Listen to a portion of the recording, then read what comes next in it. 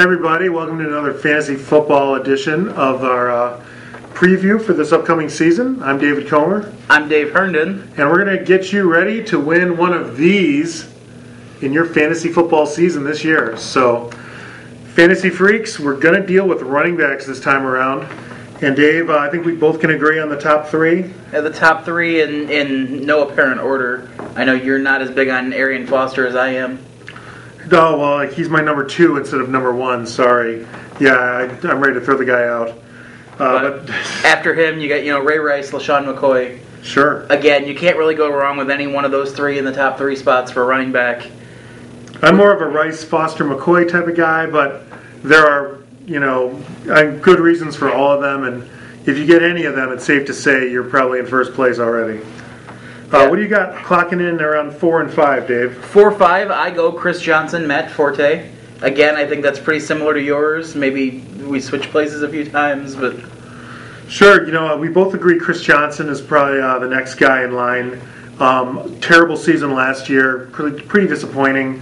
Held out, got hurt. It was pretty much a series of unfortunate events. Yeah, but there's absolutely no reason to think it's going to happen again. He hired a personal trainer. He's lost some weight. And he's not holding out. He's going to have the playbook down. He's going to be in shape from day one. Agreed. And you're going to have a kind of a weak passing game with a battle between Matt Hasselbeck and Jake Locker. But you've already established that the offensive line's very good. Running backs are very good with Johnson. You've got some young up-and-coming receivers, as long as Kenny Britt can stay out of jail. And I really think that, things are on the up and up for the Titans. Now, on the other hand, we differ a little. You like Forte. I'm a little worried about Michael Bush stealing goal line carries. But at the same time, Forte, without a doubt, is going to get you yardage numbers. Oh, and my thing I'm more of a Maurice Jones-Drew guy right there. Oh. I do have Jones-Drew next off my list, but I've never been a fan. I know he's the defending rushing champ. But he came into the league with way too much hype, and that's had me soured on him ever since. I know he's been putting up big numbers, but... Right, well, the thing about Jones-Drew is that, for me, I am... everyone questioned him last year with the injury situation, in training camp. He comes back. They have, probably I would say the odds are in favor of the Jaguars having a better passing game. You're going to have an improved Blaine Gabbert, maybe. Chad Henne's there. But the real improvement, I think, is Laurent Robinson, and you've got Justin Blackmon, their first-round pick. Oh, but you've also got the holdout situation with Jones-Drew. That doesn't help. And then the Jags only scored roughly 2 touchdowns a game last season. Right. That doesn't leave a lot of TDs to go to the same guy. But at the same time, if you do take Jones-Drew pretty high, be sure to grab Rashad Jennings as a handcuff. You're probably going to get him at a pretty good price later in your draft. I probably wouldn't go later than round 10 as far as grabbing him. Might be a little early, but you want to make sure you got the backup. Next up for me is a little bit of a gray area. I'm looking at Marshawn Lynch. There's a lot of, speaking of jail issues, there's a lot of questions about him. What's going to happen? Will he see a suspension? I say until we know more, you've got to kind of lean towards Marshawn Lynch at that point, around number 6. Number 7, I've got Michael Turner. Number 8, I've got Matt Forte. So Michael Turner, I still like him just for the yardage purpose. He's got no one behind him. On top of that, the Falcons' offense is, I think, really going to come into its own this year. He's going to be the goal line guy who punches it in. Who do you have the next few spots after your top 5? I don't even have Michael Turner in my top 20, actually. Wow. I don't think there's enough there anymore. I think they're morphing into a passing offense. Mm-hmm. They got those 2 great receivers that... Even if they do morph into a passing offense, someone's got to carry the mail or the stripe. And if his overall yards go down a little, I think you'll still see goal line touchdowns and red zone touchdowns pretty high. But valid argument. But my next 3 backs off the board, and they're all pretty similar as stock in my opinion. I'd go with Marshawn Lynch. Again, you had him right around 6'7". I got him at 7. And then I've got Jamal Charles. I think he's going to come back from that ACL injury and be big. He was putting up some big numbers last year. Early last year before the injury, but. And then Darren McFadden, who, if he's not injured, he's a top 5 back. But we have no reason to think he can go a whole season without getting hurt. I don't think he's ever played more than 12 or 13 games. But he puts up big numbers when he's on the field. If he can stay on the field, he's a great guy. But I've got him right in that 7, 8, 9 range with all 3 of those guys. And what are the chances that the backup running back for the Raiders if Chris Berman knows what's good for him, he'll say, "Made in Taiwan Jones." Taiwan Jones is the backup. Again, though, you don't really have to worry too much about a really good backup stealing carries from McFadden. Like you said, in the past he's had to share time with Bush, but like you said, though, injuries are a question mark. As long as McFadden's healthy, I don't think there's any doubt he's the number one featured back there. There's nobody else that can steal carries from him. Sure. After my top 8, ending with Forte, around 9, 10, I go a couple those veteran injury risks that we talked about. Jamal Charles. I've also got Adrian Peterson. A lot of people with Charles have cooled on him just because of Peyton Hillis being in the picture, and the fact that the offensive coordinator over with the Chiefs now came from the Browns and was there when Hillis had his breakout year 2 years ago. My thing is, he shared the ball with Thomas Jones a couple years ago. Peyton Hillis isn't half the back Thomas Jones was, and basically he still blew up. He still put up mad yards. And I don't think there's much reason to worry about Jamal Charles. Adrian Peterson, heart of a champion, what can you say? Be advised, though, Toby Gerhart will go kind of high in the late middle rounds. Be on the lookout. If you grab Peterson, you might want to grab Gerhart. It might not be worth it, depending on how Gerhart goes, but keep him in mind. I like Peterson there. The next two up for me, though, 11, 12, McFadden, just like you said, he can carry you or he can kill you. He is a heartbreaker, but if he's healthy, forget about it. After him, another guy who's got those injury questions, DeMarco Murray from the Cowboys. Again, that's a guy who could really do great things. He showed what he could do in limited time last year. Rounding out my top 10, right at the same spot you got him. I've got Adrian Peterson. Mm-hmm. The man, last year he was my number 1 overall. But, he tore both the ACL and the MCL.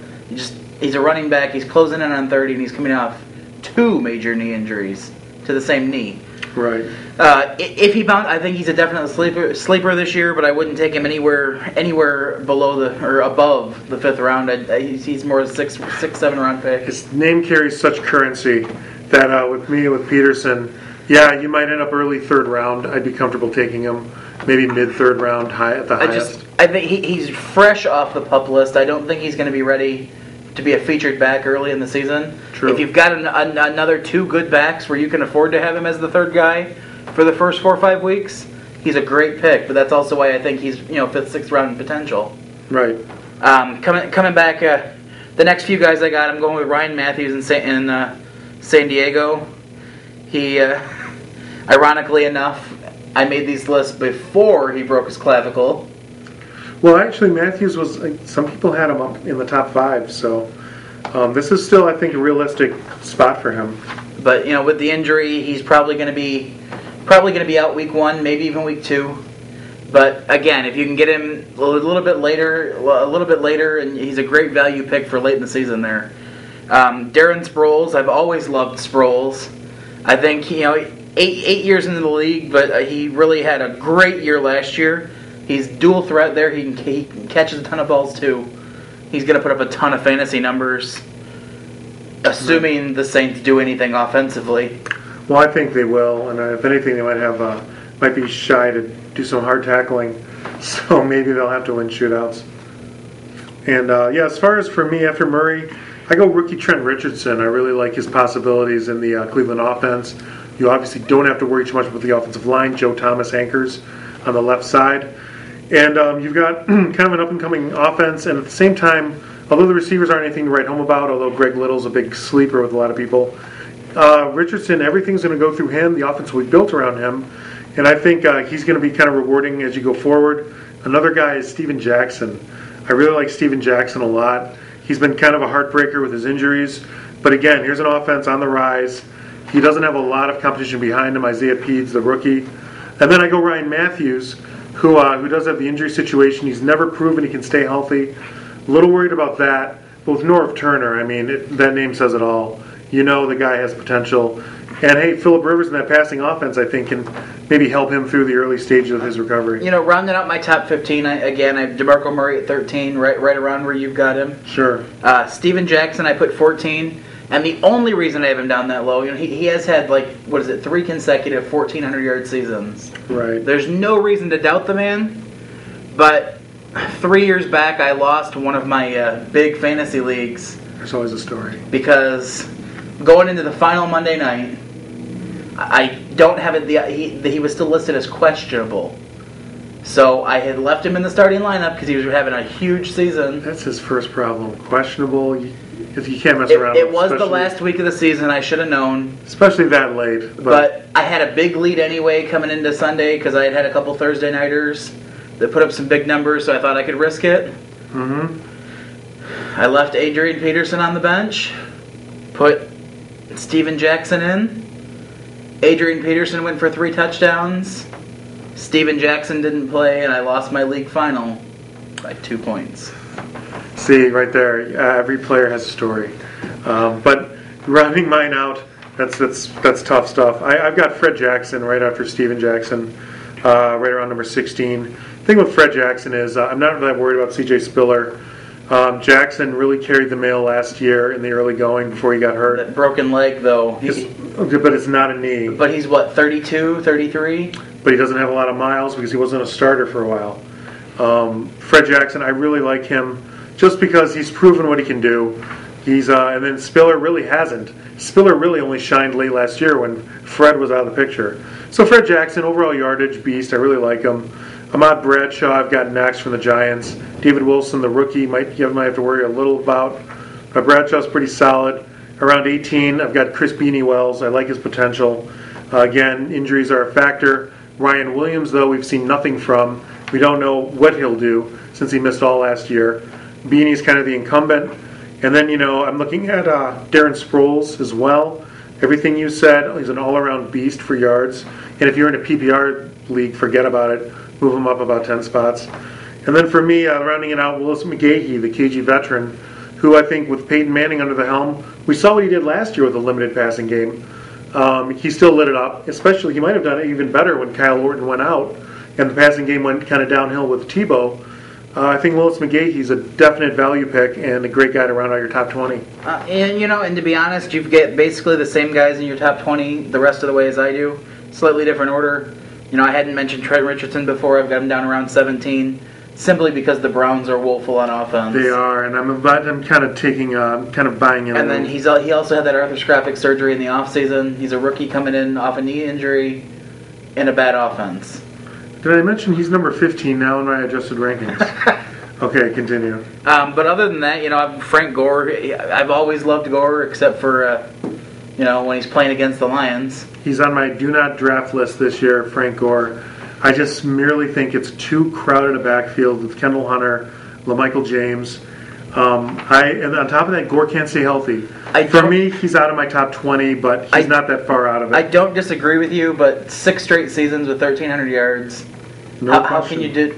I know he's history of knee injuries. He's got a history of knee injuries, and he's on the bad side of 30. But well, that offense, they're going to pound the ball. But for a second running back or a first reserve, and Brandon Jacobs, I nearly forgot, who's also there to steal carries and probably grab goal liners. The other guys I'm saying to look out for outside of my top 20, you got to look for Reggie Bush. Definitely. I know he's had some injuries in the past, and he's had a lot of bad years fantasy-wise, but he was never the featured back. You look at last year, he blew up as the featured back. He did. Sean Green, I think, still got a lot of mileage left in him. Let's see.